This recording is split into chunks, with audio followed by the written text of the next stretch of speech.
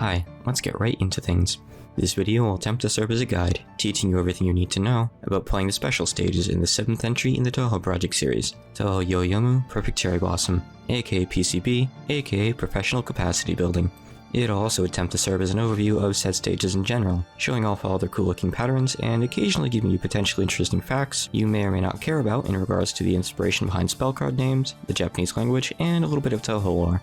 Unlike the previous game in the series, Touhou 6, the embodiment of Scarlet Devil, Perfect Cherry Blossom has 2 special stages. In fact, as of writing this in May 2023, it's actually the only entry in the entire mainline series to have done this. There is some intriguing evidence hinting at a Phantasm stage once being planned for the next game in the series, but we'll get there when we get there. So PCB has both an extra stage, which as per tradition, well I guess the tradition was still developing at this point, but anyway, extra stages typically feature a mid-boss you've seen before somewhere, be it a character from that game or a previous entry. Then at the end of the stage, they introduce a new character and have you face up against them in a long endurance fight with on average 10 spell cards and of course plenty of non-spells peppered in. PCB's Phantasm stage serves as a sort of hard mode for its extra stage. It changes up the characters, remixes the music, and remixes the spell cards too. But there are also a lot of similarities between the content the two stages feature, and so I'm putting them in the same video like this to begin with. PCB's unique special stage structure also calls for a different approach to video format. The order of content will go as follows: 1 extra section, followed by how to best dodge it, and then the Phantasm equivalent, followed by how to best dodge that. Despite being the quote-unquote hard variant, this means Phantasm will probably get less time on stage, since I'll often just be explaining differences in its section. But well, that's just how things are. If you find yourself unsure which shot type you want to tackle either of these stages with, go check out my PCB Lunatic video for a pretty extensive breakdown of them. I won't be doing a full introduction on them here because that'd be, well, extremely redundant. But at the very least, I will bring up notable differences in ways to tackle patterns depending on who you're playing as. I'm primarily a Rainbow B player, but I'll be sure to test out any volatile looking areas with multiple shot types, so I can see if I can find any breakthrough strategies or significant drawbacks exclusive to them. Before I get into the video proper, like always, I want to make some quick callouts. This video makes use of TH-Prac, aka the universal practice tool, to toggle invincibility and skip around the game.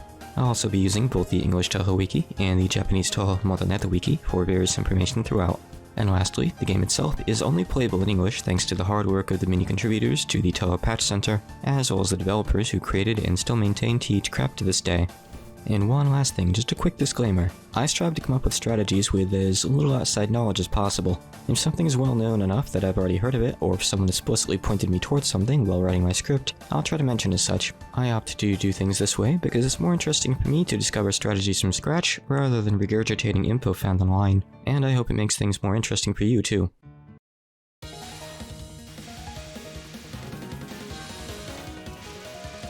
Both Extra and Phantasm take place during return trips to the Netherworld.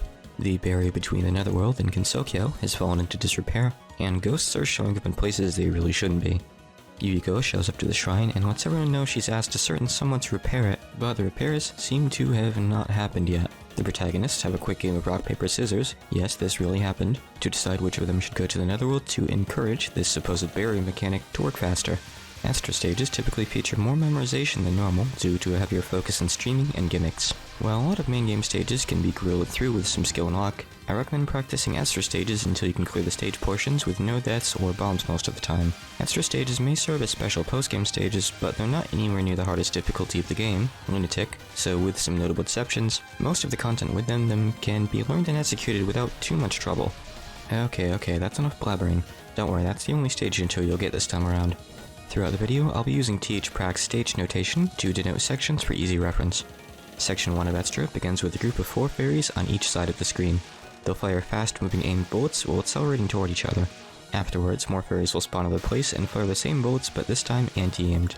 Section 2 features lines of spinners that fly across the screen, then U-turn either clockwise or counterclockwise, leaving out either the same side they came from or from the top of the screen. Each spinner fires lines of, surprise surprise, fast-moving aimed bullets.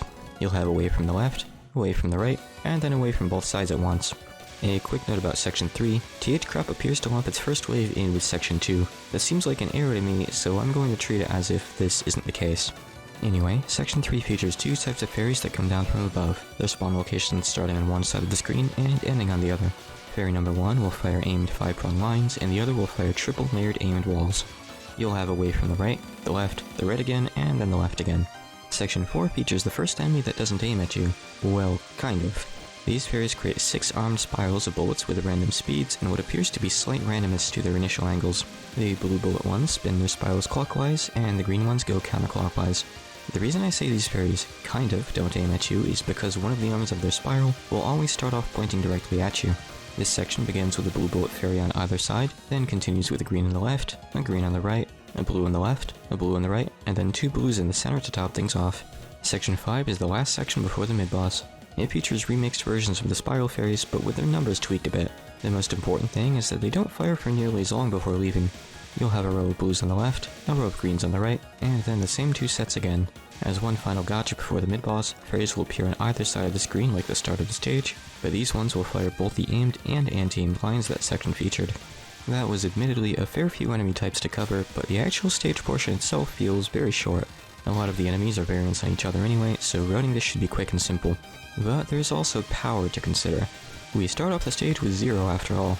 However, both Extra and Phantasm both allow you to utilize the point of collection to grab all on-screen items, regardless of whether you're full power or not, which will be a helpful tool in powering up quickly. There's some stuff you can do to get some extra power in sections 1 and 2, but the rest of the pre-mid-boss sections give you loads of power anyway, so feel free to be lazy and just stream if you want. But if you do want some extra early power, here's a route you can use. Start off by sitting around both the horizontal middle and vertical center of the screen. When the first wave of fairies spawns, stream them outward toward the right, then make a visit to grab their items. Move back down a bit, sit still for the second wave, and make another visit after taking it out. Just make sure to not be further right than the leftmost fairy of the right wave, or else you might not hit it depending on your shot type. After taking these fairies out and making another visit, position yourself toward the right part of the screen where the first wave of spinners perform their U-turn, and stream both waves back to the left. After that, make a visit to the upper left corner of the screen, then quickly dart back down and stream the double wave back toward the right. You'll end up with about 60 power if done optimally, give or take. The only significant character nuance here occurs if you're playing Sakura A, this game's alternate homing type, whose knives can outright miss quick-moving enemies. Sakura A players will explicitly have to stay unfocused for the spinners, or else you won't be able to take them out in time for this route to work. The rest of the section can be handled the same. For Section 3, the 2 types of aimed fairies, after your last power visit during Section 2, quickly head over to the right side of the screen. Simply follow each of the 4 waves as they spawn, and make a visit after each one. Some characters might miss a fairy or 2 before they leave the screen, but you should typically end up on full power by the end of the 3rd wave, and if not, then by the 4th. Section 4 is even more simple. Begin on the right side of the screen. The left won't work as well due to the blue spiral spinning clockwise, and shotgun the first fairy that spawns. After that, quickly move over to the left and shotgun the next one. From here, it should be simple to take out every spiral fairy before they can fire more than a few bullets, even for slower characters like Reimu. For Section 5, if you're playing a homing type, you can sit a couple characters below the point of collection, and manipulate where the bullets go to easily shoot down all the fairies and grab their items. For the blue waves, sit a bit to the left of the center of the screen, then move to the right, and vice versa for the green waves. Doing this will cause them to leave a noticeable gap in their spirals. I recommend making visits after the 2nd wave and the 4th wave. If you're playing a non-homing type, the safest way to get all, or close to all, of the point items is to stay lower on the screen, and for each wave, position yourself to make sure that you shoot the fairy furthest from the edge. Once the fairies finish firing and start moving, that's the fairy that's going to escape first. The other fairies in each line will always cross your path if you're in the middle of the screen. While clearing waves, gradually climb up the screen a little bit every time you move past a spiral, and make a visit after wave 3. You'll have some space below the fairies to quickly touch the point of collection, so don't worry. After that, just take out the last wave, starting with the fairy furthest from the edge, same as before. After your final visit to grab the items from the 4th wave, you'll want to be in the top middle of the screen, a bit below the point of collection. Once the wave of aimed bullet fairy spawns, just focus and stream downward. You won't even have to tap while moving. Once the mid-boss appears, she'll clear the screen of bullets for you. As I established earlier, next up, I'll be going over what Phantasm does here. This should be a bit more brief, since I can just focus on the differences. Section 1 features 4 waves this time. The fairies themselves are the same, but the order is aimed, anti-aimed, anti-aimed, then aimed. In Phantasm, Section 2 now has 4 waves of spinners instead of 3. They come from the right, the right, and then the left again. Surprisingly, there is no double wave this time around. Section 3's bullets move faster, and each wave is capped off with an aimed wall fairy on both sides of the screen that makes streaming a little trickier. Unlike an extra, Teach Prac doesn't skip the first wave here, but the order of waves is different this time. Number 1 starts on the left, 2 and 3 both start on the right, and 4 starts on the left just like number 1. Section 4's spiral fairies have significantly faster bullets in Phantasm. Their spawn order remains the exact same though. Section 5's spiral fairies get a large boost to their bullet speed in Phantasm as well. In addition, there's an extra green wave after the 4th wave, making for 5 waves in total. The inclusion of this extra wave means that there's less time in between each one as well. And lastly, the bullets fired by the remixed fairies from Section 1 are quite a bit larger now. Okay, so getting power in Sections 1 and 2 is going to be quite a bit trickier here in Phantasm. Similar to what I did for Extra, there's a route you can take here to get most of the items, but Section 3 graciously has enough big P drops to get you to full power from literally zero, so again, if you don't care about getting a few extra pickups, and to be honest, I probably wouldn't either, just stream. Okay, so to get the extra power, move up on the screen a ways, and set yourself up so you're roughly aligned with the innermost fairy of the left wave, then stream the first wave toward the right just a little. During the two anti-aimed waves, dart around the remaining bullets from the first wave and make a decent sized jump back toward the left. What you want to do here is set yourself up to be able to grab the items from the first wave at the same time as streaming the fourth one back toward the right. Once you've taken down the fourth wave, quickly move up and dart around their bullets to the left like you did with the first wave, and make a visit at the upper left corner of the screen. It's important that you're quick about this, especially if you're playing Reimu, whose timing windows are shorter due to her slower movement speed. You want to make your visit, then immediately start streaming the first wave of spinners from Section 2 downwards, then stream the second wave to the right just a little. Afterwards, make another visit, and do the same thing for the next two waves, then make one more visit before Section 3 begins. You're able to get a max of 72 power here, but you'll probably end up just a little short of that most of the time. And just like before, if you're playing Sakuya A, don't forget to unfocus for the spinners, or you won't actually take them out. Section 3 can be played similarly as before, just watch out for the change in spawn order in Phantasm. Don't bother waiting around to clear the extra two wall fairies before getting into position for the next wave. For the third wave, you're actually better off staying on the left instead of doubling back to the right. If you move to the right, not only will you not have sufficient time to move back, depending on your choice of character, but the fairies from this wave all head toward the left after spawning anyway, so catch them all as they try to fly by you, then stream the fourth wave toward the left like usual, and then make your visit. The fairies in this section only drop cherry point items if you're on full power anyway, which we don't need. Section 4 can be played exactly as it could in Extra. For Section 5, I don't recommend that you try to make visits in between waves anymore. The increased bullet speed would make it risky enough on its own, but the shorter pause between waves is what really makes it dangerous. Use the same dodge strategy from Extra, move right for blue waves and left for green waves, and dodge somewhat high up on the screen. Shot types with wider ranges may be better off in focusing for a brief moment now and again to shoot down more fairies. Make a single visit after the final wave starts shooting, then stream the aim bullets downward just like before. And with the first stage portion covered, we can finally move on to the mid-bosses. The Extra stage sees the return of Chen, the Shikigami of the Shikigami of the Gap Youkai. Chen also featured as the boss of PCB Stage 2. I already covered some stuff regarding her name in my PCB Lunatic video, so this time, let's ask ChatGPT for some fun facts about her. Give it up for ChatGPT, everyone. By the way, both of our mid-bosses today are static mid-bosses, meaning that the stage resumes from the same point, regardless of how long you take to beat them. Chen's Midboss Nonspell consists of two attacks. The first attack features multiple lines of arrowheads that fold their angles closer to you as she continues to fire, along with a straight line of arrowheads aimed directly at you. Chen will repeat this twice in a row with no changes. Her second attack is a dense, 8-armed spiral with 3 layers. It always fires in such a way that the layers overlap each other, resulting in clear, safe lanes. She'll do one wave of this clockwise, then one counterclockwise, then restart the pattern from the beginning. The sheer speed of this pattern might be intimidating, but it's nothing too tricky in practice.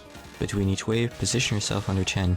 Dodging through the spirals is a bit more difficult if you're at an angle, and it's good practice to only have to tap in one direction for the arrowheads too. In this pattern, Chen uses what I like to call standard tracking movements. What this means is that whenever she moves, it'll be toward your horizontal position. She might undershoot it or she might overshoot it, but the point is that that's what she'll do. The exception is if she's too close to the edge of the screen, in which case she'll move back in the other direction instead. You can use this to control where Chen moves as you dodge. This isn't really a big deal in this attack, but it'll come in handy later, so I wanted to get it out of the way real quick. Anyway, for the arrowheads, at the start, simply wait until you hear Chen stop firing, and then make a tap in either direction. For the spirals, like I mentioned, the bullets form clear lanes. If you're safe from one wave of a spiral, you're safe from all 3 waves of it. Naturally though, this won't apply when both spirals overlap. There will still be some bullets lingering on the screen from the first one by the time the second one reaches you. That fact leads into the hardest part of this pattern, though to actually call it hard would be going too far in my opinion, and that's dodging the arrowheads from the second cycle onwards. You'll have to contend with leftover spiral bullets, so it's not always as simple as just tapping left or right. Right before Chen fires the arrowheads, take a look at the bullets around you to pick which direction you want to move in beforehand to minimize accidents. The Phantasm stage mid-boss is Yakumo Ran, Shikigami of the Gap Youkai. Ran is Chen's master, and despite what ChatGPT may have told you earlier, she's actually a kitsune, not a feral cat. While Chen's name means orange, Ran's name means indigo. When you line these up with the name of a certain character we'll be meeting later on, you get a sequence of colors that has the same order on the visible light spectrum as the character's power levels. Ran's Midboss Nonspell is just a slightly harder version of Chen's. The arrowheads come much quicker, and the spirals have been modified from 8 arms and 3 layers to 7 arms and 5 layers. But despite these modifications, the exact same principles apply as to how to dodge it. I'll bump Ran's version up to 2 stars though, since the spirals can sometimes overlap in weird ways.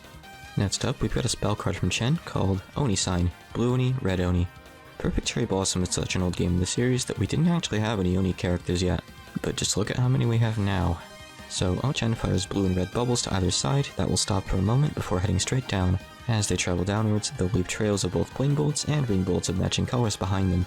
The plain bolts will move in random directions, but the ring bolts will home in on your position after a short delay. Chen will fire bubbles one at a time in sets of 4, then pause before starting over. Blue Oni Red Oni is a rare vertical streaming card. When each wave starts, optimally you'll want to be either at the bottom of the screen or right below Chen. When the ring bolts start moving towards you, simply stream up or down until you stop hearing the chimes that indicate them locking onto you. Wait for the remaining bolts to pass, then get in position to stream back in the other direction. Chen doesn't move at all during this card, so whenever you're not being pressured by the random plain bolts, you'll want to position yourself in whatever way gets your shot type the most damage. Reimu will want to sit a bit off-center to make sure 2 of her amulets hit, while Marissa wants to stay as centered as possible to make sure all of her weird blue spike things make contact. And, well, Sakuya is Sakuya. I don't really want to talk about her. This card ends so quickly that it ends up being not much of a threat, but for whatever reason it gets seriously hard if you try to time it out. Like, full-on 5-star hard. Harder than anything else this stage has to offer by a long shot, and easily on par with the hardest Lunatic cards in the game, arguably even harder than the worst that Lunatic PCB has to offer. However, there's a catch. While dodging Blue Oni Red Oni by bottom hugging and streaming horizontally is harder than streaming it vertically if you're playing the card normally, dodging its quote-unquote timeout phase horizontally is actually feasible when you compare it to the torture that dodging in the center brings about. I mean, it's still awful, but at least it's human possible. I've got a theory that this card might have not been designed with vertical streaming in mind, and that capping this card with vertical streaming is just an emergent strategy discovered by fans. I know it sounds really crazy when you consider how much of an obvious solution it looks like, but I can't think of any good reason otherwise why Zun would have made this card get this hard if timed out. Ran's equivalent card is Shikigami, Protection of Zenki and Goki. Zenki and Goki are a notorious Oni couple whose names mean front Oni and rear Oni. Zenki, a red Oni, was the husband, and his wife Goki was a blue Oni. I'll keep the story super brief, but basically they were terrorizing this village, and then this religious guy, whose identity depends on who's telling the story, came along to stop them. He kidnaps the 5 children, and tricks Zenki and Goki into thinking they'd been boiled alive, which made them realize, well shit, it doesn't feel so good to be on the receiving end after all. They then turned religious and were given new names. The end. So in her take on this card, Ran fires green and yellow bubbles out to her side just like Chen, but after a delay, the bubbles themselves home in on you. As they move, they'll create the same trails as in Chen's card. The plain bullets move randomly, and the ring bullets home in on you. The nature of this card means that the trails take quite a bit longer to finish homing in on you too. Anyway, this card is almost objectively easier than Blue Oni Red Oni. Stay near the bottom and stream horizontally, and restream after the ring bullets finish passing on by. Just to rub it in and make this card even easier, Ran doesn't get armor at the start, so you have a good 6 seconds or so where you can just deal free damage to her before anything even reaches you. Just like with Blue Oni Red Oni, the time between bubble spawns decreases as the card goes on, but it speeds up so much less this time that it doesn't even really matter. What an absolutely strange set of cards these are. Chen's second and final mid-boss card is Kishin, Soaring Bishamonten.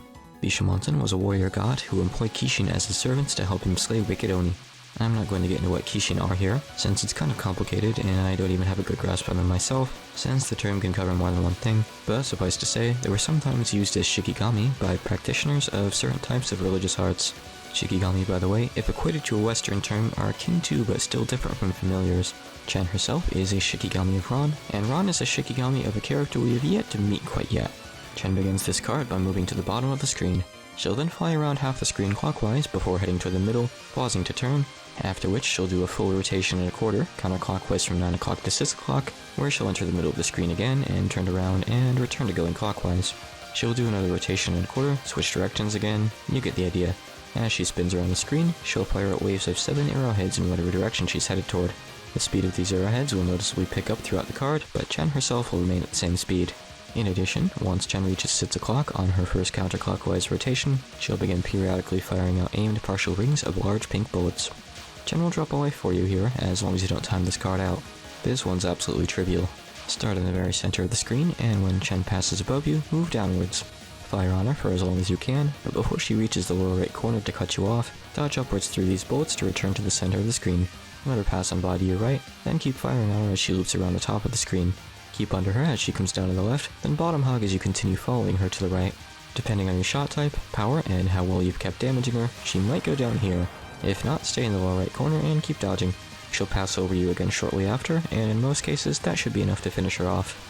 Ran's version of Soaring Bishamonten is Shikigami, channeling Dakiniten. The word used in this card's title, Hyoi, is actually more akin to the concept of possession. It's more commonly used in the context of a spirit or something similar possessing someone against their will, as opposed to channeling, which is the purposeful summoning of such a spirit into one's body. It supposedly can be used as a more blanket term to cover things like channeling too, but I'm unsure which translation is correct in this context. While looking into this further, I found that the old fandom wiki has this card listed as Dakini's Heavenly Possession. There's no good reason to write heavenly here. Whoever translated this seems to have taken the 10 off Dakiniten, meaning heaven, and just arbitrarily thrown its literal meaning in there somewhere. Dakini and Dakiniten are two related things, and while I'm not going to read the entire Wikipedia article to you, the latter has distinct ties to Kitsune and is clearly the one being referred to here. This is just one of the reasons we don't use the fandom wiki anymore, I suppose. Anyway, Ran follows the same pattern as Chen, but she starts off by going counterclockwise instead of clockwise. She only fires 5 arrowheads ahead of her, as opposed to Chen's 7, but she fires red ones out behind her to offset the difference. The rest of the card's elements, such as the aimed partial pink circles and the arrowheads speeding up as the card goes on, remain intact. Follow the same path I outlined for Chen, but in reverse. Ran appears to have even less HP, so if you can get through this double wall at the start of the card, then you've literally finished already and have nothing else to dodge unless you got here with really low power or something. Ran, just like Chen, will drop a life assuming you don't time this card out. Once you've defeated Chen, Extra resumes with a rehash of some stuff we've seen before but arranged differently. Section 6 will have 4 of the rows of short burst spiral fairies, just like we saw in Section 5, but it'll also have lone copies of the aimed and anti-aimed fairies from Section 1 peppered in, as well as a new aimed triple prong variant. The lines of spiral fairies will spawn on the left, the left, and the right. The lone fairies will spawn in a steady rhythm on both sides of the screen, starting from the left. You'll get 4 aimed ones, 2 anti-aimed ones, 6 more aimed ones, 2 more anti-aimed ones, and then 2 triple prong ones to cap them off. The triple prong ones fire for significantly longer than the regular ones. After them will be 2 waves of the same looping spinners from Section 2, first from the right, and then from the left. Section 7 blesses us with a couple new types of fairies, but they're nothing to write home about. First off are these fairies that spam orange and olive bullets of various speeds everywhere with no discernible rhyme or rhythm. They'll appear in fixed locations across the screen, but they'll leave a noticeable gap on the far right. In that spot, we'll instead see another type of fairy that simply fires sparse aimed rings of large blue bullets. 2 of these will spawn at just about the same position throughout this section. Afterwards, you'll have 2 more waves of the same looping spinners again, this time from the left, then the right. Section 8 is the last section before the boss and features no enemies to speak of.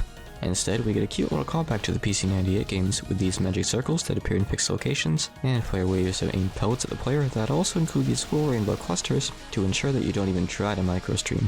They'll start off with 1 in the center, 2 in the center, and then 4 in the center.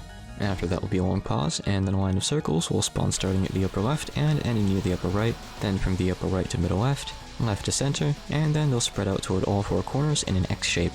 After 1 more long pause, you'll get 1 circle in each corner, 1 circle in each cardinal direction, and lastly both corners and cardinal directions at once for a total of 8 circles at the same time. The second half of the stage is thankfully shorter and simpler to explain than the first half, so this should be over with quick. For Section 6, the major source of point items here will naturally be the spiral fairies. However, I only recommend making visits after the first and second waves. For whatever reason, there is less of a delay between the third and fourth waves, and right after that are the 3-prong fairies, followed by the spinners. Being up high on the screen anytime during that can be very dangerous, so I don't recommend risking it. As usual, when taking out the spiral fairies, remember to take out the one furthest from the edge first, since it'll be the first one to try to leave the screen. For Section 7, take out the very first spam fairy that spawns on the left, then move over to the far right and take out the first blue bullet fairy as it spawns too. Stay on the right for the rest of the section, ensuring that you take out the second blue bullet fairy as soon as it spawns, as well as the spam fairies that spawn to the left of where the blue bullet ones do. This section's nothing too difficult as long as you make sure to take out the easy targets the stage presents to you. Just be sure not to forget about the surprise spinners at the end. Stream the first part of Section 8 however you like. I like to go back and forth for each of the waves out of habit and because it's fun. For the next part, begin at the lower right and stream the first 2 lines to the left. After the second one finishes, make a quick jump further left to buy yourself some space, then stream line 3 and the big X back over to the right.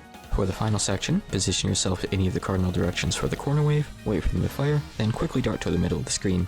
For the cardinal wave, position yourself in any of the corners and do the same. For the final part of the last wave, get between a corner circle and a cardinal circle, wait for them to fire, then quickly move perpendicularly away from whatever edge you're next to. If you're sitting between the upper left and middle left circles for example, you'll want to just head straight right. Okay, let's go over what differences Phantasm brings us in the second half now. Section 6 is almost entirely the same. The biggest difference is that the Spiral Fairies are their faster variants from Phantasm Section 5. The 3-pronged fairies at the end have also been replaced with 5-pronged ones that fire large bullets instead of ring bullets. The blue bullets fired by the fairies on the right are faster now too, but it's barely even noticeable among the eternal meek tier speeds of bullets coming at you from the spam fairies. Section 8 starts off with an exact copy of what Etzer had, but then throws you a curveball and adds 2 more distinct waves onto the end. The first new wave consists of 4 lines of circles. The first spawns at the bottom of the screen and has a gap in it for whatever reason. The second spawns around the middle. The third spawns a little ways beneath it, and the fourth and final one spawns near the top. The second new wave added on consists of sets of 3 circles in opposite corners with single circles in the other 2. This pattern continues on for 5 consecutive waves, alternating the circles in each corner each time. You can handle Section 6 exactly the same as you did in Extra. Try to make a visit after waves 1 and 2 of the Spiral Fairies, but don't try to do it after waves 3 and 4.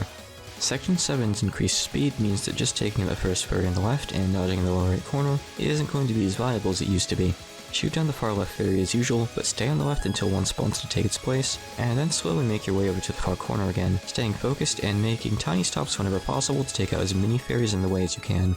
Pruning the fairies like this still won't make this section easy to dodge by any means, but it'll definitely help. Here's what doing the extra strategy looks like, by the way. Not too pleasant. We'll skip right through the rehash part of Section 8 and get directly to the new stuff. Begin the new section in the top right corner of the screen and stream the first 3 waves to the left. After the 4th wave fires, circle around it to the left. For the second new section, the 5 alternating corner waves begin at the left edge of the screen at center height. Stay unfocused and dart right for the first wave. Don't stop moving until the second wave spawns, at which point you should dart back to the left. Keep this pattern up for all 5 waves, but feel free to continue moving left for wave 5 as opposed to doubling back. It doesn't matter if you trap yourself against the wall at this point after all, since there's nothing left afterwards. That last section is kind of notorious, or maybe it's just iconic? I don't know, this could just be my own perception of it talking.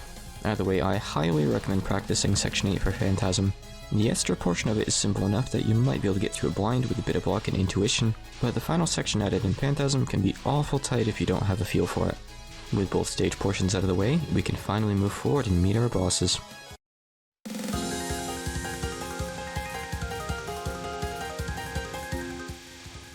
The boss of PCB's Etzer stage is... oh hey, it's Ran again. Yeah, so for anyone who doesn't already know, it's not like she comes out of nowhere to serve as the mid-boss of Phantasm. You're supposed to meet her here as the full-fledged boss of Extra first. Ran has the somewhat lackluster ability of being able to use Shikigami. Despite her master, and yes, we'll get to her soon, having quite the prominent role in the series, being playable in Touhou 8 and nearly every fighting game, outside of the photo spin-off games and a few instances of being summoned for attacks, this is Ran's only canon game appearance. But both her and Chen get lots of love in fan games, so don't worry about them too much, they still get plenty of work. For Ran's first non-spell, she fires out 2 rings of kunai. Well actually, I guess technically it's 3. There's a double-layered pink ring that's aimed at you, and a purple ring that's given a random angle. Like many extra non-spells, this doesn't require much of an explanation. Stream the aimed kunai round, double back as needed, and sight read the purple ones. On the Phantasm side of things, we face Yakumo Yukari, the mastermind behind the Spiriting Away. Kind of a loaded title for someone you just met, huh? Her name means purple, placing her square at the top of the color spectrum I mentioned earlier. Yukari has power over boundaries, which basically functions as a catch-all ability that does whatever she needs it to in the moment, placing her as one of the strongest characters in all of Touhou canon, despite being introduced so early into the series. Power over boundaries essentially lets her blur the lines between things at will. Thanks to her scheming secretive nature and her versatile ability, she is commonly used as both a villain and a fake-out villain in fan works. Yukari's first non-spell is, to be honest, as far as I can tell, completely identical to Ran's. I wouldn't be surprised if some numbers are tweaked somewhere in there, but it looks and feels the same to me. If you've played or seen EOSD's Extra Stage before, then you probably know that Extra Stage non-spells are typically just minor modifications to the same concept, occasionally with a twist or two being thrown in near the end of the fight. PCB's Extra and Phantasm stages will be much the same fare, so I won't be spending too much time on these. Just dodge this one the same way you did Ran's. Ran's first spell card is titled Shikigami, Senko Thoughtful Meditation.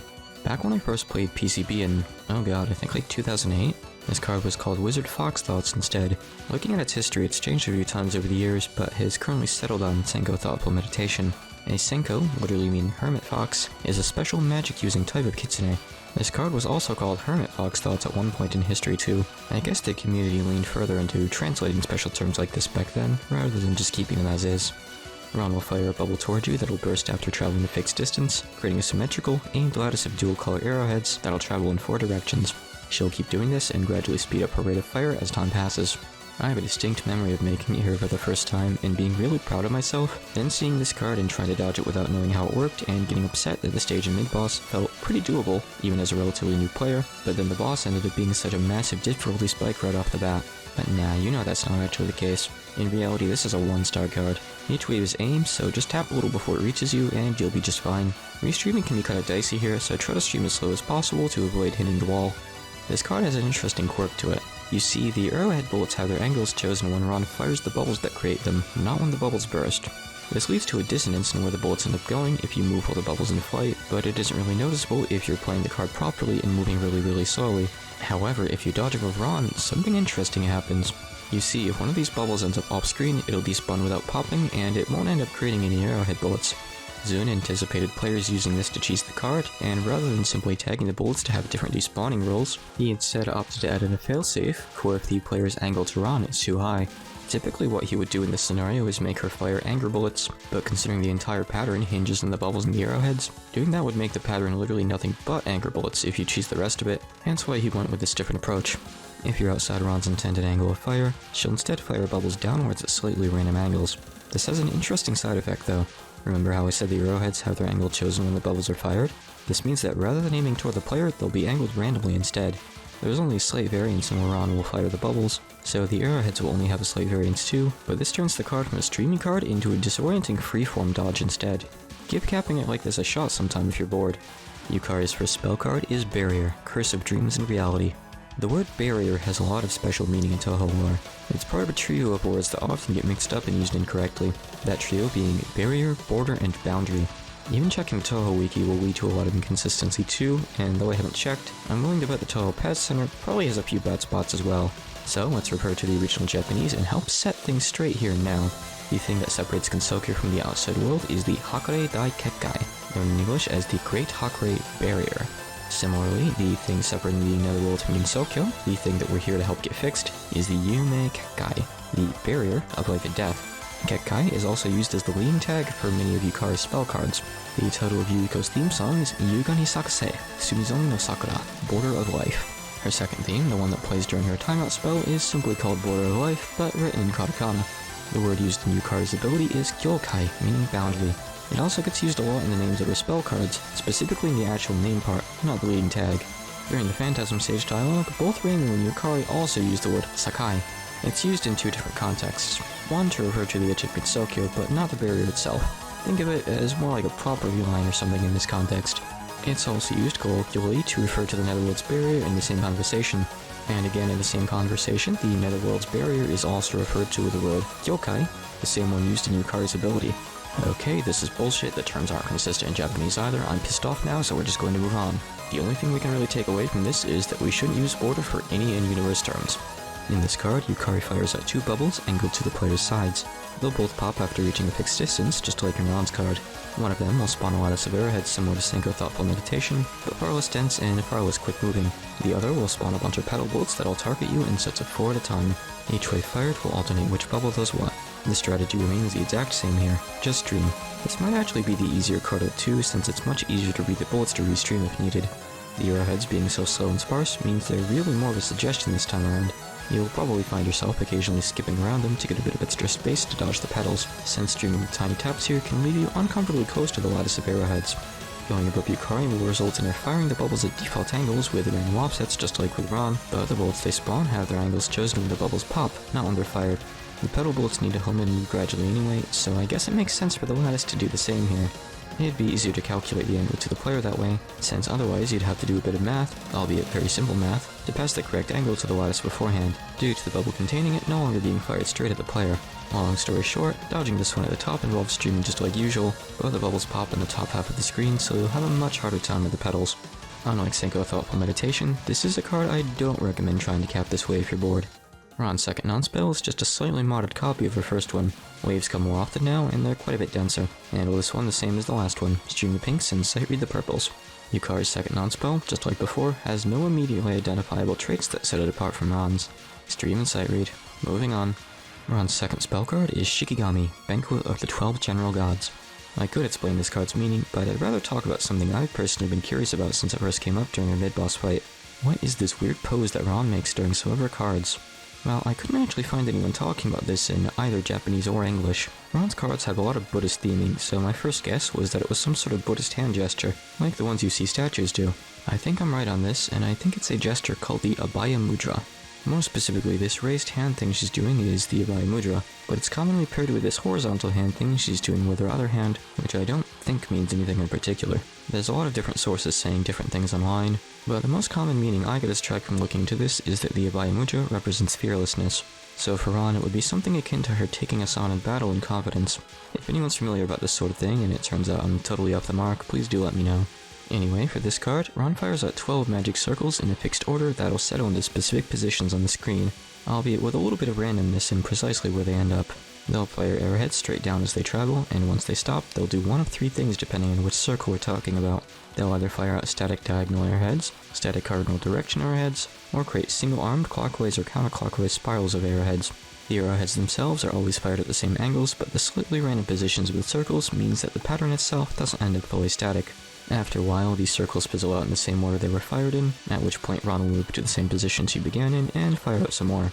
During each wave, shortly after all of her circles have settled in and become active, she'll begin moving the small haps that use standard tracking movement, and fire double-layered walls of aimed butterflies at you until she has to stop and resummon. Assuming you don't time this card out, Ron will drop a life for you. One look at the screen should instantly raise the question, where the hell do I dodge this? Well, I experimented quite a bit. First of all, up until now, I've always just dodged this card at the bottom middle. This carries the benefit of finishing the card quicker than any other method. Rain would be on full power, only has to do one full cycle of the card, then she can finish it off before the second cycle gets to really begin. However, these pink and aqua arrowheads fired by the circles that end up close to Ron form pretty dense curtains that can be tricky to squeeze through. So let's keep looking to see if there's a better way. Next up, I checked to see if there was any potential corner cheese.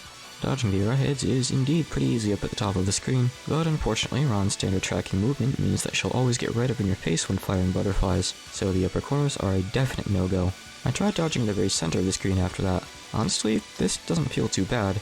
You might struggle with this if you're not used to bullets from different directions, but the arrowheads here end up being really sparse. The biggest downside though is how you're supposed to even get here in the first place. It requires either dodging through the two falling curtains or going around them and trying to sneak in after they pass by. Going through them is obviously a little spooky, and going around means you'll be forced to pass through one of these static pink lines, created by the same circles responsible for the pink curtains. Eventually, I settled on the lower right being the easiest place to dodge at. Why not the lower left, you ask? The circles on the left side of the screen are all a little lower than the ones on the right, so the right corner gives you a bit more room to dodge. However, dodging at the lower right for the entire card duration makes capturing it really slow. Full power Ring with Beat runs the card down to around the 8-second mark before finally finishing it. So what I recommend doing is sitting in the center for as long as you can to get extra damage off on Ron, then moving into the corner before the pink curtain can reach the bottom of the screen. Well there, you can either freeform dodge everything, or stream the butterflies and sight read the arrowheads to make small adjustments where needed. Once the wave ends, return to the middle and repeat the process. Depending on your shot type, this should be enough to let you end the card just a little ways into the second wave, honestly not that much longer than staying in the middle the whole time. Yukari's second spell card is Barrier, Balance of Motion and Stillness. Why isn't this one called Boundary of Motion and Stillness? I have no clue. This card is kind of iconic for me because it's right around where the song picks up if you're playing through the fight normally.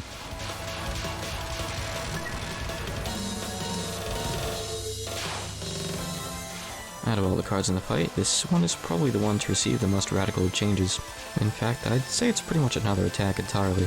Yukari will fire out 2 aimed waves with 3 bubbles and a magic circle at you, or if it's the first cycle of the card, just 1 wave instead. The bubbles won't do anything special, but the circle will stop where you were when it was fired, and after a short delay, it'll start firing a 1-armed spiral of ring bullets. Each wave will have 1 clockwise circle, and 1 counterclockwise circle. I'm not really a fan of these so-called Zune-style spell card comments written for PCB on the wiki, because A, I don't think they sound anything like Zune spell card comments, and B, I don't think we should really be putting fan-made stuff like that onto a page that's just meant to be an easy reference for spell cards. Strategies wouldn't really be appropriate here in my opinion either. I guess I'm neutral in the subjective descriptions of what's going on in the cards though, but the point is, for whatever reason, I've always remembered what someone wrote for this one. Never look back. That's all you really need to know for this card.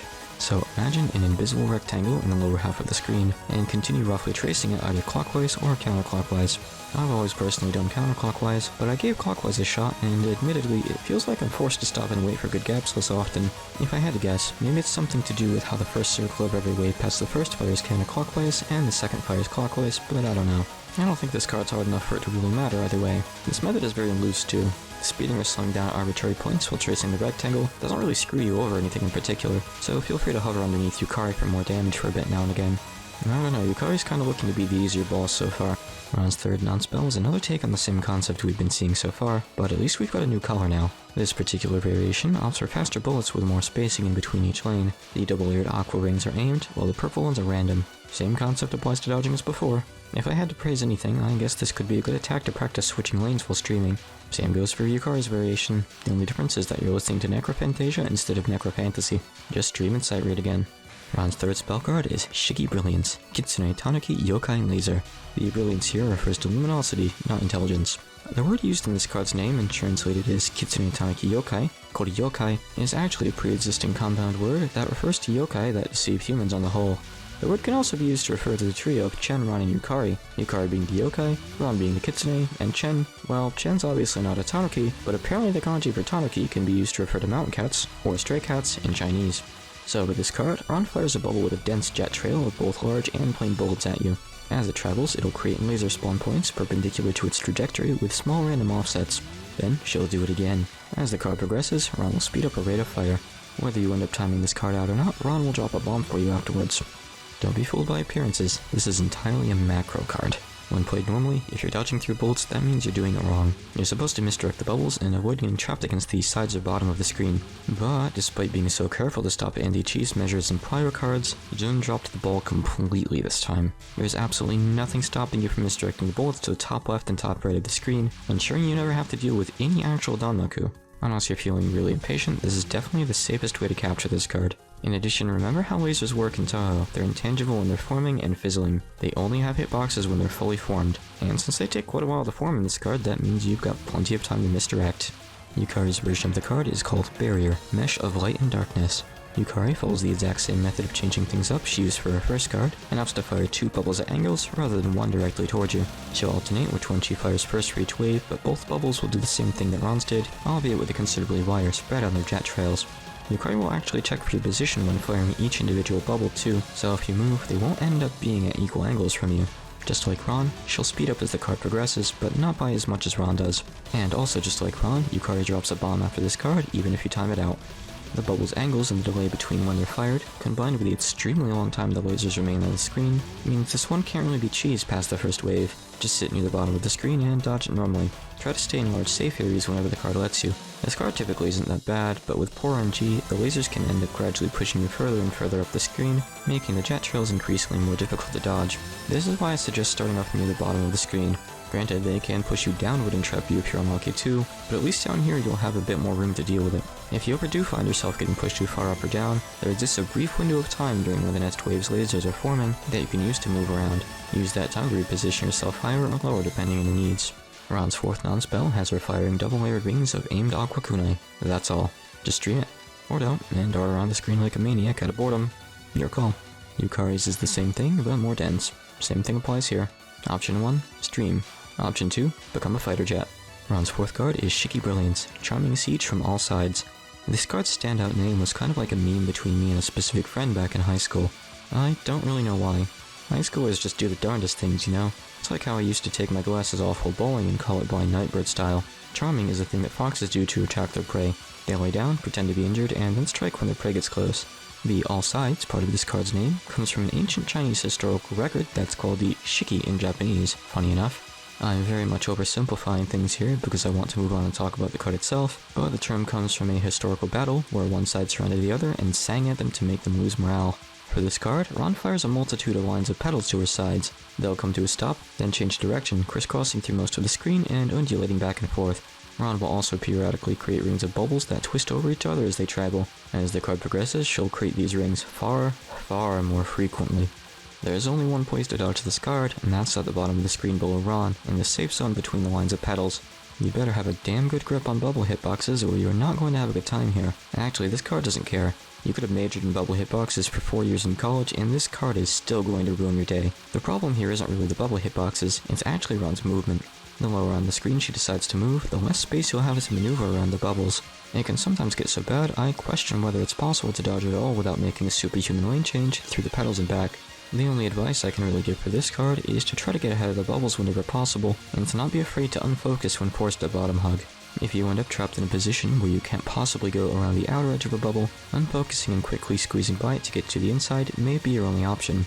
I struggle to decide how to rate this card. It's the most RNG dependent thing in the series hands down since I rolled Megalith back in EOSD. I rated that one 1d5 because it comes down entirely to luck, whether the card gives you a free pass or walls you off. However, Charming Siege has a higher base difficulty because you still have to make some really claustrophobic bubble dodges even on a good day. Special cards call for special ratings, so this card gets a 3-star rating if you're lucky and a 5-star for if you're unlucky. But I put the ratings at the beginning of sections and not at the end, so you already knew that.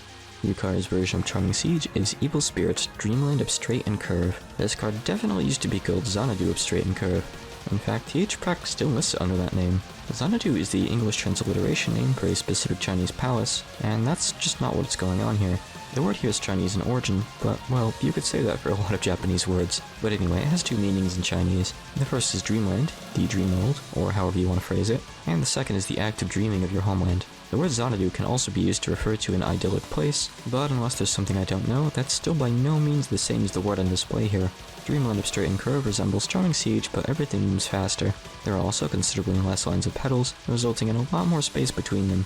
Yukari will also fire some lasers angled diagonally downwards on occasion, in a fixed order consisting of 3 different sets of angles. Just like Ran, Yukari will fire waves more quickly as the card goes on. She actually only fires half circles or so of bubbles on each side of her, but they still overlap like before, all the same. This card is leagues easier than Charming Siege. You dodge it in the same way, by standing in the safe spot between the lines underneath Yukari. You'll have to dodge precisely around bubbles here too, but this card never gets as dense as Charming Siege, and never pushes you nearly as close to the bottom of the screen either. Try to get through bubbles early if possible, but avoid going around them on the outside unless necessary.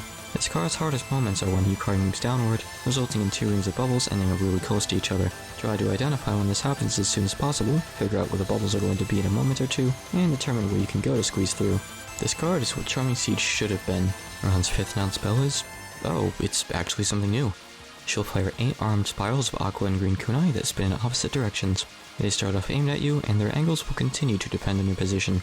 Moving around a lot in this pattern will result in it becoming a bit more chaotic. That's not all that dense either way though. I want to say it's kind of neat, but maybe my standards are just really low after all the previous Nonspells. Just dodge and Ran will follow you herself with standard tracking movement. Yukari's variant moves the arms of the spiral by less each step, resulting in slightly tighter dodges. Nothing special needed here in the way of dodging though. I'll spoil you a little right now and let you know in advance that these are the only boss Nonspells I rated harder than 1 star. Ran's 5th spell card is Shiki Brilliance, Princess Tenko, Illusion. Real name Itakura Mariko, Princess Tenko refers to the alternate stage name of an illusionist and escape artist who goes by Hikata Tenko II. The original Hikata Tenko was a man and very much did not go by Princess Tenko. Princess Tenko, unlike the other 99% of figures referenced by Zone in his games, is very much still alive today. Ran will charge up and create an aimed 4-layered ring of butterflies and fire a variety of other bullets directly at you. She'll disappear as soon as she fires, and then the circle indicating her position will move towards your position, after which she'll reappear there and repeat. Like many of Ran's other cards, this one gets faster as it progresses. Of note is that Ran herself loses her damaging hitbox as soon as she begins her first charge up, so she can't hit you with contact damage when she reappears. Her first charge up is her giving you permission, so be sure not to touch those fluffy tails until she says go. Ran will drop another bomb after this card whether you time it out or not. The most reliable way of capping this one is to misdirect the burst of bullets a bit to one side, bait Ran into appearing below where she was, then repeat the process again from above her to reset her position to where she started. As long as you misdirect the burst far enough, you should be able to identify a straight path upwards and downwards through the butterflies you can take to quickly get to where you need to be for the next misdirect. You might have to wing it a little for the last few waves when things get faster, but just don't let yourself get cornered and you'll be fine. Misdirect Ran around in a triangle, a circle, a rectangle, a rhombus, whatever shape comes to mind first. If you want to have some fun and end this card a little quicker, try to move up through the butterflies earlier and make Ran reappear at the same place she started at. This will eventually become not so feasible once the card picks up in speed, but it's kind of fun to do while you can. Yukari's take on this concept is Evil Spirits, Yakumo Yukari's Spiriting Away. And yes, I'm going to keep Japanese name order even in card names. Nobody can really tell me it's wrong until we have official 100% canon translations backed by Zone, so deal with it. The Spiriting Away part of this card's name does overlap with the name of the movie Spirited Away, and it probably is a reference to it, looking at the structure of the name. At the very least, Zun had to have known that it could be taken as such. Perfect Cherry Blossom's full release only came out 2 years after the movie's initial Japanese debut, so it was surely still fresh in a lot of people's minds. The movie's name borrowed a pre-existing term known as kamikakushi, which more literally means concealment by a god.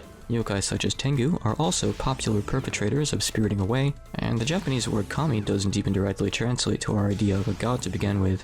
Yukari follows the same pattern as Ran, but starts off a little faster. She'll expand the bursts to a ring of 3, still centered on you, but now more sparse and I think just a little more wide-angled too. The butterflies remain the same. This card's main addition is the aimed ring of 6 lasers Yukari creates every time she disappears. Yukari 2 will drop a bomb after this card, whether you time it out or not. Handle this one the same way you did Ran's, but keep to a more rigid pattern. The lasers won't give you much of a choice anyway. If something happens and you get thrown off your rhythm and are forced to improvise, just don't let Yukari appear in such a way that you're trapped against a wall or in a corner. If by chance this does happen, remember that Yukari doesn't have a hitbox, so you might still have time to just book it right through her to safety. Make sure to use the extra save time the lasers provide you while fading out to make extra vertical distance between you and Yukari. I can't deny that this card is objectively harder than Ran's version, but it's still not hard by any means as long as you know what you're doing, so both of them get 1 star. Ran's 6th Nonspell is similar to her 5th, but there's only one kunai spiral now, a triple layered 6-armed aqua one, and just like before, the bullet's positions are dependent on Ran's angle to you. I like to wiggle around a little bit when I'm not dodging in this card since it helps create bigger gaps in the kunai. Yukari's variant is more or less the same, or maybe exactly the same. Look, I could spend additional time comparing footage just to tell you, oh, there's slightly smaller gaps, or something like that, but do you really care at the end of the day? Wiggle a little bit to widen the gaps. Don't worry, no one's watching. Ran's 6th card is Shiki Shot, Ultimate Buddhist. Okay, anyone who's played PCB Extra already knows what I'm going to talk about here. Let's just get it over with. So, the symbol that Ran creates with her lasers in this card is known as a manji. Though both variants are used in Japan to denote different things, like sects of Buddhism, you'll most commonly see the left-facing variant on maps, where it denotes a Buddhist temple. The symbol originated in India, where it was used as an auspicious symbol, and was later introduced to China along with Buddhism, then to Japan. Though the symbol is known as the manji in Japan, its original name was the swastika, a Sanskrit word. That's swastika with a V instead of a W, by the way. And then in the early 20th century, this guy named Hitler came along, took the symbol, specifically the right-facing variant, and turned it 45 degrees. I'm not about to get into a whole World War II history lesson here, but suffice to say, Hitler did some, well, bad stuff would be an understatement, so I'll say he did some atrocities with the symbol as the representation of his idealism. Now in the present day, in places like America, the symbol is still strongly associated with Hitler and his actions, rather than serving as a symbol of well-being or Buddhism, like many other places still regard it as. It's gotten to the point that now, in at least some places, Japan has replaced the symbol with a pagoda on maps provided to foreigners. All I'm trying to say with this is if you see a swastika somewhere and it's not rotated 45 degrees, make sure you've got some context before you get mad. But yeah, that kid who comes into your Gmod server and builds one is almost definitely just trying to get a rise out of you. Long but necessary tangent aside, Ran starts off this card by creating outlines for 2 laser manji spinning in opposite directions with her as the center, 1 red and 1 blue. She'll form the blue one, the smaller of the 2, as she starts firing blue bolts that'll decelerate to a near stop. After a bit, you'll start hearing a charging sound. And all of a sudden, the blue manji will revert back to lines, and the red one will suddenly form. This will also be marked by all the bullets getting cleared. As the red manji spins, Ran will also fire sparser rings of large red bullets aimed at your position, but with a delay when tracking you. They'll be aimed at where you were just a moment ago, in other words, not where you are now. After nearly 2 rotations, the red manji will revert back to lines, the blue one will reform, and we start anew. Stand underneath Ran and shoot her during the blue section, since it's practically the only time you can damage her unless you're playing Rain Away. Use either a combination of the sound cue and the red manji's position to know when it'll form, or just wait for the bullets to clear. When it does, quickly move around this corner of it and get near Ran, then circle around her. You have to keep this up for 1 full loop, and then partway through the second loop, when you're near the right edge of the screen, the chart sound will play again. And right here is where you'll want to focus and move toward the right edge of the screen. After the red manji deforms, just move back below Ran and repeat. Even Reimu with a slower movement speed has plenty of time to move from being below Ran and shooting her to the correct spin spot if you use the screen clear as a cue. Be sure to circle around Ran somewhat closely, otherwise you'll probably find yourself running into bullets ahead of you. Yukari's variant on this card is Evil Spirits, bewitching butterfly and living in the Zen temple. From as best as I can tell, the manji isn't specifically used to represent Zen Buddhism, but you would still find Zen temples represented by manji on maps. Here's something I bet you didn't know. The first kanji in the term Bankai used in Bleach is actually the left-facing manji. The kai is release. Another character that looks similar to the manji is this one, which can also be read as Ban, and in this specific context, is being used to mean all. So within the context of a shonen anime, Banquet more or less means using all your power. It's sometimes translated as final release, since it serves in opposition to the term Shikai, meaning initial release. As per usual, Yukari's version is much the same with a few changes here and there. For one, the bullets are now butterflies and will de-accelerate to the point that they'll actually move backwards a little. She also fires a good deal more of them than Ran fires bullets. The only other change is that the large aimed bullets have been replaced with 3 butterflies, with the outer ones curving away from the center ones as they travel, but they still serve the same purpose regardless. You can handle this one the exact same as Ultimate Buddhist. The only new thing to watch out for is an off-screen butterfly potentially coming back and hitting you from behind, so try to stay just a little ways away from the bottom. Most of the time though, these butterflies will travel too far and despawn, so it's just the ones that barely make it off-screen that you'll have to pay attention to. Ran's 7th Nonspell is a double-layered kunai spiral consisting of 2 ever so slightly different shades of green. As usual, the bullet's angles are dependent on your position. The lighter kunai move quite quickly, while the darker ones move slowly and won't even begin to be a threat until a few seconds into the pattern. You can't wiggle around too effectively once the slow kunai reach you, but this attack is so sparse that it wouldn't really make a difference anyway. As usual, no special strategies needed for this one. Yukari's variant, for all intents and purposes, is the same. As such, your strategy for all intents and purposes should also be the same. Ran's 7th spell card is Shiki Shot, Unilateral Contact. What does the Shiki and Shiki Brilliance and Shiki Shot mean, you ask? Well, on its own, the kanji Shiki has a few meanings. It can be used to represent a method or style, and also to represent a mathematical equation. But in this case, it's just shorthand for Shikigami. So you can consider Shiki Brilliance to really mean Shikigami Brilliance, and Shiki Shot to mean Shikigami Shot. Ran will fire out a large burst of either blue or red petals, depending on whether it's an odd or even wave, along with 6 aimed rings of purple butterflies. The petals will quickly slow to a stop, then begin rotating either clockwise or counterclockwise, again, depending on whether it's an odd or even wave. They'll continue to rotate as they begin accelerating again, rotating 180 degrees total over the course of their flight, forming a circle around where Ran initially fired them from. Regardless of how far off screen the petal bullets fly during their initial travel, they will still come back onto the screen. Once again, Ran drops a bomb after this card whether you time it out or not. So this card is a bit trickier than what we've been facing so far, so I'm going to present 3 different approaches to dodging it. First is to just dodge under Ran. There's nothing too inherently difficult about dodging the petals as they come back in and go back out. If you're playing extra, odds are your sight reading is probably good enough to handle this most of the time. However, the one risky part to dodging this card head on comes when Ran fires a new wave. Sometimes the new wave's petals will reach you as you're still dodging the previous wave. If this happens and you're not really low on the screen, you can get hit with very little time to react. Therefore, if you do want to dodge this card head on, I recommend making sure you're bottom hugging before the new wave reaches you. Method 2 is one that exists to make the fast bullets from new waves a little less scary. Simply stay under Ran until a couple seconds before the new wave is fired, then move to the corner farthest away from her. After the new wave stops, get back in position underneath her and continue shooting. This method is less risky, provided you don't mind having to dodge the petal bullets at somewhat unusual angles as they leave the screen for the second time, but it does have the unfortunate drawback of making most shot types take quite a while longer to clear the card. Method 3 is one that I tried out on a whim and expected it to definitely not work, but with a bit of finesse it actually does, and I think it's actually the best way to do the card. I had this card rated as a 2 at first, but this method brings it to a 1 if done right. However, there are some caveats to this. Okay, so the gist here is that while the petals are mostly idle, we quickly move up through them and hide in the safe circle near Ran. Then as the safe circle breaks apart, we quickly escape before we get blasted by the next wave she fires. However, there are some things you need to understand about this card in order to utilize this correctly. Number 1. Ran moves twice before firing each wave using standard tracking movement. This means that we have control over her position. Number 2. If we fail to make Ran move twice in the same direction between waves, she'll be closer to the middle of the circle than we want, leading to a rather high chance of us getting hit with a petal with no way to really react or avoid it. Number 3. As the card goes on, the time between waves gets ever so slightly shorter. We can observe this by watching Ran stop spinning and pause for a moment before firing wave 2. By wave 4, she'll fire right around when she stops, and if we jump later into the card, we can see she fires while she's still spinning.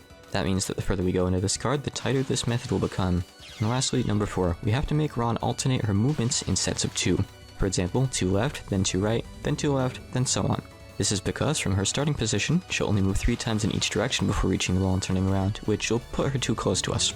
Okay, so those are the stipulations. But if you keep these guidelines in mind, the only dodging you have to do is the initial move to get inside the ring. And this method allows you to either 3 or 4 cycle Ran, depending on your shot type and power. I'm giving cards difficulty ratings as to how hard they are if using what I consider the optimal strategy, and this should be foolproof if executed properly, so I'm giving this card a 1. Yukari's take is Sinister Spirit's Double Black Death Butterfly. I don't have anything of particular interest to bring up here, so let's ask ChatGPT again, but this time in Japanese. I prompted it with, please give me some trivia for Yakumo Yukari from Touhou Project. I'll skip over the boring bits it got mostly right and just highlight the egregious errors because I'm spiteful and also because it's more interesting that way. Number 1. Yakumo Yukari's first appearance was in the Touhou fanwork Touhou Hisou Tensaku by the Dojin Circle Team Shachihoko. Okay, first of all, Touhou Hisou Tensaku is an official entry in the series.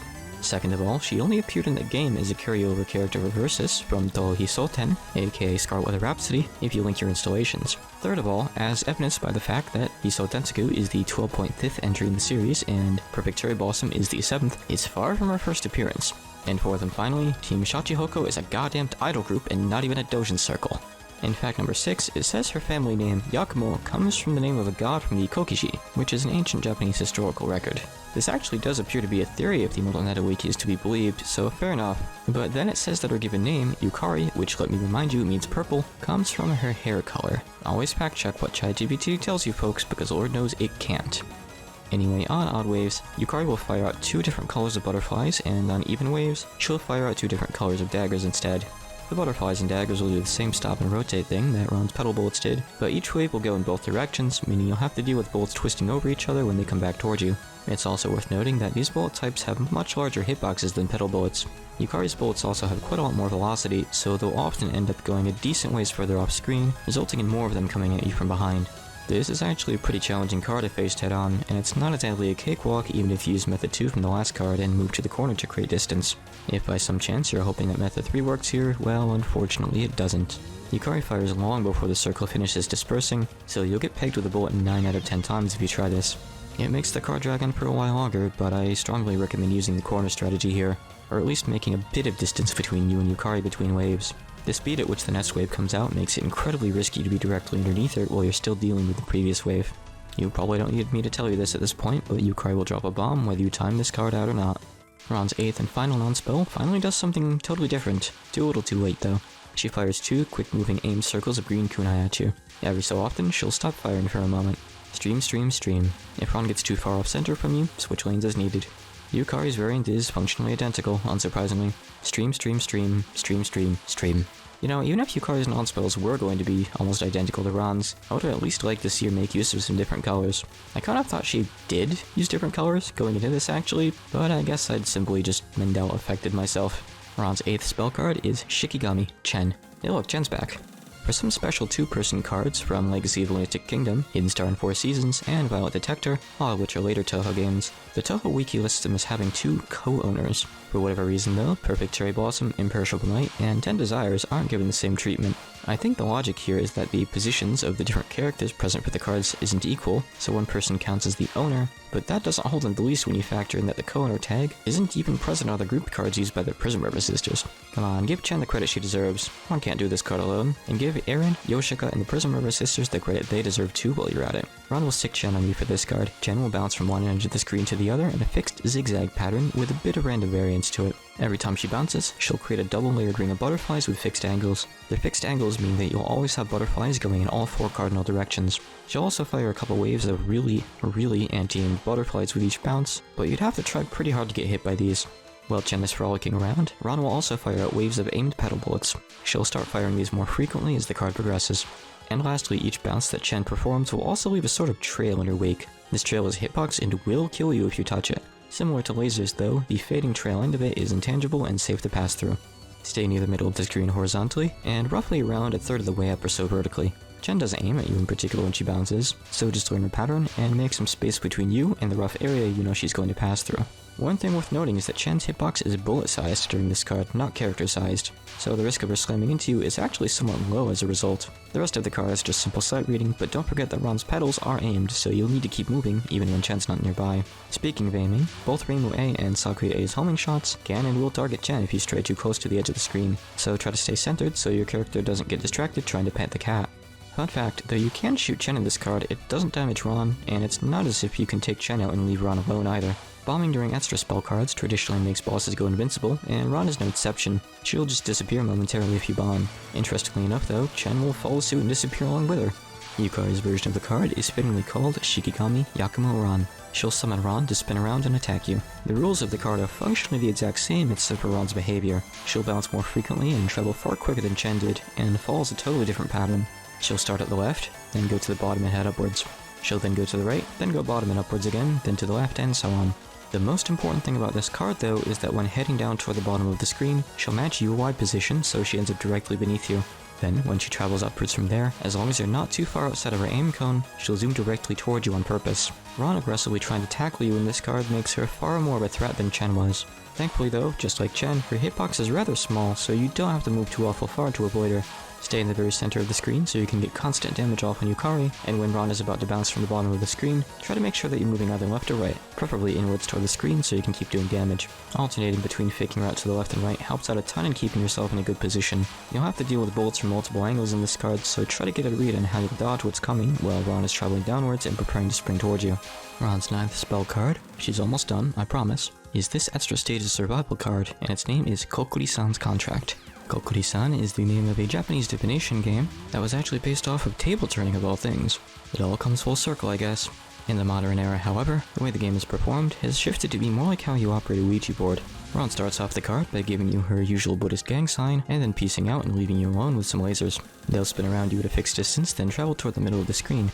Blue bullets will then start coming into the screen from all 4 cardinal directions, starting near the corners, and gradually shifting their spawn points until they're somewhat close to the screen's center. As the card progresses, more bullets will join them until there are 4 bullets coming from each direction. This card's main gimmick is the lasers though. They have a list of spots they visit in sequence after they get settled into their initial center point, those being the lower right, then lower left, the top middle, the middle right, and lastly they'll return back to the center of the screen. After the lasers reach their final destination, they'll begin closing in on you. As they do, double-layered spreads of plain bullets will begin spawning from the corners. Contrary to what I always assumed, these aren't aimed at you and are instead just aimed randomly. You'll obviously have to follow the gap in the lasers are in the screen here, and move through the walls of ring bullets as you do. The dodges aren't particularly tight, but it helps if you know where the lasers are going to go next, so you can get in position near their edge and avoid having to dodge with them on your tail. The most important skill to develop with this card is the ability to visually tune out either the horizontal or vertical bullets. Always move through them one axis at a time, rather than moving diagonally. The hardest part of this card, at least for me, has always been the finale with bullets from the corners. Not only are they hard to read due to being the same color and size as the ring bullets, but the space you're given to dodging is extremely tight. Or is it? As it turns out, the ring of lights you see here is mostly for show. The actual hitboxes of the lasers are a good ways into the light, giving you a lot more room to maneuver than it looks like you've got. I stopped the timer near the end of the card and experimented a bit to show you. The big takeaway from this is that if you see bullets approaching you, and you want to move toward the center of the circle to dodge them, but there are other bullets that make it difficult, most of the time you can actually dodge around them toward the outside and end up safer. You can make use of these generous hitboxes during the laser fall section too. Yukari's version of this card, Boundary of Humans and Youkai, is much the same. The first change is that the ring bullets move a little quicker now. The second is that the lasers take a different, slightly more difficult path. Once they've settled into the center of the screen, their first stop will be the upper right, followed by the lower right, then a jump all the way up to the upper left, then the middle right, followed by a near immediate return to the center. Once there, you'll start up the final phase again like usual, but this time the corner bullets will be triple layered butterflies instead. The laser fall section is largely the same. Take special note of the jump from lower right to upper left, however, since the diagonal path will mean that you'll have to switch your eyes between tracking horizontally and vertically along the way. I think I'm probably more scared of it than the average Lunatic player, but the final section of this card just terrifies me. I know I should rate this one a 3, but I'm rating it a 4 just because it's especially difficult for me personally. I feel like I totally lucked into capturing the card in the footage you're seeing right now. Looking at this particular set of butterflies, I must have been a single pixel away from getting hit. Any character but Raymond wouldn't have made it out of this unscathed. Seriously, and this goes double for if you're playing Marissa or Sakuya, do not hesitate to bomb, especially if you're all on limes. I wish there were tips I could give for this, but it really comes down to how well you can handle the pressure of dodging bullets with relatively large hitboxes in a confined space. The threat of running into the laser hitboxes you can't see just compounds it, and makes this section incredibly tense. I desperately want every chime of the timer counting down from 10 to be the last, begging for the card to be over because those butterflies I see heading toward me inevitably always hit me. Oh, and this look into my psyche was your fun fact, by the way. Take it or leave it, I don't care. I'm just happy to clear this one go so I don't have to keep replaying it for footage. Ran's final spell card is Illusion God, Descent of Izuna Gongen. Izuna Gongen, or the Avatar of Izuna, is a Shinto/Buddhist god depicted as a crow tengu riding a white fox, and is often considered to be a god of victory. I guess Ran's feigning competence even though she's got her back to the wall. You might notice that I'm firing in my footage rather than showing a passive run through of this card. The reason for that is, just like QED, the final card of EOSD's Extra, this card is one of those ones that has explicit stages it enters upon hitting certain damage thresholds. Upon hitting those thresholds, Ran will add a new pattern to her repertoire. Pattern 1, the one that she starts out with, is a 7-armed partial spiral of blue petal bolts that she'll spin around her clockwise. Pattern number 2 is a 5-armed partial spiral of purple butterfly bullets. Their spawn angles work in such a way that the lines that reach you alternate between being 2 and 3 butterflies long. Pattern number 3 has these red bubbles that she spawns clockwise. Now I don't know how many she fires at once, and I don't really care. What matters is that they reach you in clusters of 2. Pattern number 4 is a double-layered, 4-armed spiral of dark blue airhug bullets that'll also spin clockwise. Both layers move at different speeds. Pattern number 5 is a 5-armed spiral of large yellow bullets that she spins counterclockwise. These things move pretty fast. Pattern number 6, the final pattern, is a similar 5-armed double-layered spiral of aqua bolts that she spins clockwise. These ones move even faster, and the spiral travels around Ran incredibly quickly. Lastly, if you allow this pattern to reach the 30-second mark, regardless of what stage she's currently in, Ran will immediately activate all 6 patterns and fire them at an increased velocity. Okay, so that's everything Ran fires, but how the hell do you dodge all of it? Well, let me start off by saying that there is a method that can cheese this card, but the caveat is that it doesn't always work. If it doesn't, or if you're opting to just dodge this one normally, the only 2 pieces of advice I really have for you are to get comfortable with dodging through the petals instead of around them when needed, and to try to minimize Ran's movement. Now let's get into the potential cheese. There are 2 important things that you need to know about this card. First, let's talk about Ran's movement. She'll periodically make random movements towards your horizontal position. However, she has a strict limit as to how far she's allowed to go horizontally. This is nothing new, of course. Bosses almost always have this limit in place to stop them from going off the edges of the screen. But while most bosses can go somewhat close to the edges, Ran has a relatively small area she's confined to. Under the rules of standard tracking movement, where a boss will simply move away from you if they're too close to their horizontal limit, Ran will still try to move towards you here, but find herself unable to, and simply nuzzle up against an invisible wall instead. However, she will still move a bit vertically when doing so. Second, let's discuss the trajectory of Ran's bullets. Every time she rotates a bullet spawn point around her, the angle variable she uses increments by a certain value. Now, I don't know the exact values used here, but from the nature of the card, and my own experience programming Danmaku, I am able to easily discern that these values always divide cleanly into 360. What this means from the player's standpoint is that their angles will always be the same on every rotation. If a bullet fires at exactly 45 degrees in one rotation, it'll always do the same with the next rotation too. Clever viewers, as well as ones that have already heard about this card, may realize that these 2 factors combined open up the possibility for something rather interesting, a safe spot. The basic gist is that you pull Ran to either the left or right edge of the screen, and from there, her horizontal position will stay the same as long as you don't cross back over to her other side and prompt her to move away. From here, any bolts that don't hit you on a particular rotation around Ran will theoretically never hit you, but like I said, this doesn't always work. Let me explain why. There are 2 reasons. Number 1 goes back to Ran's movement. As I mentioned, though she nuzzles against her invisible shock-colored barrier and can never pass it, her movement attempts will still change her vertical position. With so many layers on this card, finding a safe spot that works for all of them can be rather precise, and even the tiniest shift in Ran's movement can potentially be enough to throw it off. Number 2, once again, is in relation to the trajectory of her bullets. You see, even though they always maintain the same angle moving around her, their starting angle is random. The easiest way to prove this is to repeatedly restart the card with TH Prac and observe that the petal bullets start at different angles. Sometimes they'll hit you, sometimes you'll pass through 2 of them, and sometimes 2 lines of them will pass by you on either side. I believe that all of our other patterns work like this as well. I'm at least 100% sure that the first 3 do, and I don't see any reason to doubt that the rest would too. So where does this leave us? As far as I'm aware, unless you're using some sort of tool to manipulate the game's RNG, there's no way to reliably set up a safe spot every time. So instead, let's focus on how to best identify if the configuration we end up with is conducive to being safe spotted or not. The first thing you'll want to do is to immediately get Ran in position on either edge of the screen. As for how to decide which side to bring her to, look for the gap between lines of petal bullets. If the gap is toward Ran's right, lead her toward the right. If it's on her left, lead her toward the left instead. That gap between lines is the biggest gap the first wave has to offer, so if possible, we'll want to use that instead of sneaking between 2 bullets, and we'll want it to be on the outside of the screen. If it's on the inside, then moving into it would mean moving Ran away from where we want to keep her. Once in position, continue firing on Ran until she adds pattern number 2, and adapt your safe spot to work with the butterfly bullets. In order to keep firing on Ran, you might have to set yourself up between 2 petals, but that's fine if so. If you do, try to center yourself between them as much as possible, so that a subtle vertical movement made by Ran doesn't bring them a couple pixels closer and result in one of them clipping you. I want to pause real quick to mention that if you can't use the gap between lines of petal bullets, the second best place you can be is adjacent to the petal bullet with the straightest trajectory downward. This is the bullet with the path that'll be affected the least by Ran's vertical movement, so it's the one that's least likely to betray you. Moving on.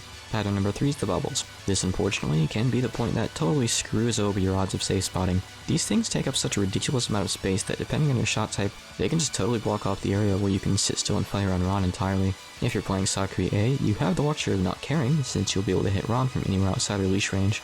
If you're any other character, you've got 4 options. First, you can check the bubble's positions and see if the other side of the screen could still work for a safe spot. If you're on the right edge of the screen and they're blocking off your safe spot but there's a gap to Ran's left, moving over there might let you find a new spot. You can work around the petals and the butterflies, but you can't work around the bubbles. Well, technically you can micrododge between them, but it's really precise, and if anything from the last 3 waves decides to even remotely threaten you, your whole plan just went right out the window. Second, if you can't find a safe spot on either side that works for the bubbles, you can compromise and finish off the card more slowly. If safe spotting to the side of the bubbles puts you out of range to shoot Ran, just move closer while the bubbles are out of the way, focus fire for as long as you can, and move back to your safe spot once the bubbles threaten you. Third, if you don't think you can deal damage quickly enough like that, you're too far into the timer already, or you're just feeling spicy, you can just move around and dodge as needed normally. It's not an easy card to free dodge by any means, but it's still feasible most of the time. While free dodging, you might even find little mini safe spots that keep you safe from certain waves, and result in you only having to dodge 1 or 2 of them. Just know that Ran is going to move, and you're going to have to react accordingly. The one saving grace here is that though phases 5 and 6 are the worst part of the card by far, excluding the bubbles of course, they activate very late into Ran's health bar, so you won't have to survive them for long. And finally, you can abandon trying to damage Ran, move further out, and gamble on surviving her rage phase in the corner. This is really risky because the bullets get a non-trivial speed increase during her rage phase, making a really bad time to try to adjust your safe spot if it turns out it's actually a danger spot. And that's it really. Once you've got a side of the screen that works for the first 3 waves, all that's left from that point on is to make minor adjustments to allow the next 3 waves to pass them by if possible, and if it doesn't work out, just do your best. This card can offer such radically different experiences, I'm not sure how to rate it. It's pretty interesting to play though, and has a surprising amount of depth to it, but I'm afraid I have to go with the Emerald Megalith approach, and slap a 1d5 on it. What was that? Did you think we were done? Of course not. We still haven't gone over Yukari's version of the card. She presents us with Barrier, Boundary of Life and Death. No fun facts here, you just got an entire essay on how to dodge 1 spell card. Yukari's card is almost a carbon copy of Ran's. At the very least, I overlaid footage from the first couple phases, and the speeds the bullets travel at all lined up perfectly. Yukari, however, has an extra 7th phase that'll get added for a short time after the 6th one, where she fires really fast anti-aimed rings of blue butterflies with random offsets applied to them.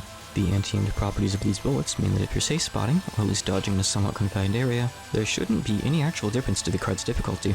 However, this card is notorious for one other thing it has that Ran's doesn't, a real rage phase. If you time this card down to the 30-second mark, just like Ran, Yukari will immediately activate all 7 patterns at an increased velocity, and modify pattern 7 to have a single aimed butterfly added to each ring. Handle this one the same way as Izuno Gongen, but with an extra emphasis on not letting Yukari reach the 30-second mark. Gambling and hoping you can safe spot the rage phase is no longer an option here. Besides that, nothing has changed. But we're not quite through yet. You did notice the extra section on Yukari's last health bar, right? She's got one last trick up her sleeve exclusive to Phantasm. Yukari ends the stage with Yukari's Arcanum, Danmaku Barrier. This is an almost entirely static survival card with 5 waves. Each wave is a different take on the same concept. Yukari will create a number of magic circles that'll spin around the outer edge of the screen, firing fixed waves of arrowheads inward at predetermined intervals, while also creating dense, slow-moving walls that head outwards to make sure you stay in the middle of the screen. The arrowheads in these slow-moving walls are actually given random offsets to their angles, hence why I said this card is almost entirely static. The arrowheads fired inwards by the circles will stop after a bit, and the further you are into a given wave, the further they'll travel before they stop. Once the circles have finished firing, the arrowheads will re-accelerate, passing through the middle of the screen before heading back outwards and leaving. Wave 1 features 2 circles that spin clockwise and fire 6 arrowheads per firing phase. Wave 2 features 2 circles that spin counterclockwise and fire a large number of arrowheads per firing phase. Wave 3 features 4 circles, 2 clockwise and 2 counterclockwise, that fire 3 arrowheads per firing phase. Wave 4 features 6 circles, 3 clockwise and 3 counterclockwise, that move at a variety of speeds. They fire 3 arrowheads per firing phase, just like the ones in Wave 4, but their angles are kind of weird compared to the other waves. Wave 5 features 2 counterclockwise circles that fire out a consistent double-layered wall of arrowheads and don't stop until they're finished. Well, outside of this one weird pause near the end that I'm convinced is probably just due to the game hitting the bullet cap, this card also has a rather unique quality. If you're invincible at any point, be it from a bomb, a death, or even a cherry border, Yukari will momentarily pause the timer and halt the card's progress, while she patiently waits for your invincibility to wear off. You can still destroy bullets with bombs though, so it's not as if this forces a totally fair fight. She'd have to restart waves if failed for that to be the case, and then be going a little too far. Well, luckily for us, this card is all bark and no bite. It's totally just here to intimidate you and end Phantasm on a flashy note, and I won't deny that it does a good job at that. The basic premise of this card, well, at least for the first 4 waves, we'll talk about wave 5 later, is that you'll need to hang out in the middle of the screen for a bit, then sometime near the tail end of the wave, you want to maneuver outside the arrowheads. From there, you'll want to find a way to safely avoid them as they come back outwards after passing through the center of the screen. I don't feel like the process of getting outside for each wave is really difficult enough to bother going over. As a general rule, wait for the bolts to build up for a bit, then try to sneak through a layer or two, but be wary of the circles, and position yourself in such a way that you're in the dead zone between your firing phases. So, let's go over how to avoid the bullets when they head back outwards. For wave 1, there's an easy path near the lower left that you can pass through. If for whatever reason you're looking for a full-on safe spot, you can sit directly above the capital E in the enemy marker. By the way, all the safe spots I provide for this card are tested with Sakuya, so they should be one size fits all. For wave 2, there's a big gap you can dodge through at the lower left again. Alternatively, interestingly enough, all 4 corners of the screen act as safe spots too. For wave 3, if you are in the lower left corner, you can simply pass through this single wave and have that be it. But if you want a safe spot, sit above digit number 6 of the cherry max counter. For wave 4, you can either take this path through the bolts at the lower right, or if you want to safe spot it, you can sit above the 2nd digit of the cherry max counter. Wave 5 is a bit special, but it's not difficult by any means. Wait in the center for the circles to stop firing, wait for the bolts to curve into about this point, then head left and loop up and around the tail end of the blue arrowheads when they come at you. I guess you could do it backwards too, but that'd make you kinda weird. If it's hard to understand what I'm explaining, just watch the clip a couple times, then go try it yourself into each pack. It's incredibly simple to execute once you have a feel for it. And that's it. For now. This card comes up again in a future game as an optional challenge, and it won't be quite as easy there. For some closing thoughts, overall, though EOSD's extra stage wasn't all that hard, I think PCB's extra in Phantasm managed to be even easier. Patchley was definitely a harder mid-boss than Chen and Ran were, and there was a bit more sight reading and actual dodging involved in Plan's cards.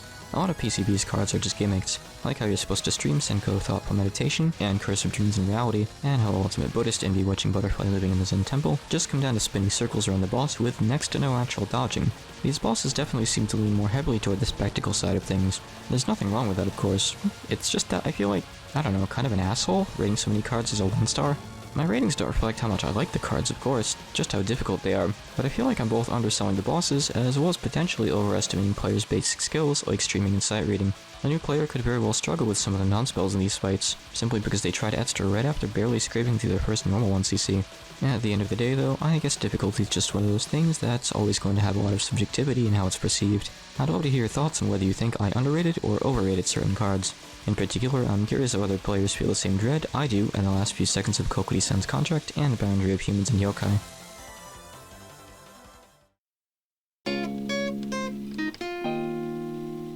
My videos and all the other things I do are made possible by my generous supporters on Patreon, who are as follows: Aquamancer, Alan Montez, Elfex, Andrew FM, N Kevin, Ariel Prism River, Awkward Burb, Vicious, Bujas, Emperor NQQB, Sinon's on Roll, Citrus, Grunglespum, Determined Saito, Dominic Fournier, Dragon Realms, Igor Jerry, Elkrin, Ethan Auslander, Fantasy Jared, Genesis Evoker, Grega, Hodern, Iceberry, Ice Manual, Jason Dominguez, Grogonic Pikmin aka Quinn, Jobber Nichan, Jake McGuckin, Jethro Goro, John Amikin, Kes Harkin Sacer, Lee, Little Big Trouble, Lucker Down 3, Lunarius, Mad Dog of Fujiwara, Makavi, Mocha EXE, Modirifa 6317, Naro, Onion, Pascal the Dog, Patapon, Plutonium Pie, Rosie Muscovy, Sakamoto Naoki, Shang.exe, Skeleton, Spinapon, Stellar 2, Stephen Martell, Terry, The Arbiter, the M3DS, Thomas Persiak, Trin, Tokiko, Tripper, Unending Haniwa, Vincent Ducharme, Violin, Where You At, Zarazar, Zakkun, Sex, Zay, and Kusosako Namekuji. Sure has been a while since I uploaded one of these, huh? Well, video editing is a time-consuming process, and I just haven't found the time and energy to sit down and do it in a while. But luckily though, a kind fairy reached out to me, and I have an actual editor now. So, you can thank Lord of Maddness for the fact that I was able to finally release a new video. We should be working together in the future as well, so if by some chance the stars align, I might even be able to get some Imperishable Night content out this year. I'm still shoulder deep in some giant translation projects though, so only time will tell. Anyway, I'm Hakanai Blue, and I am unbelievably burnt out on Lethal Company. Goodbye for now.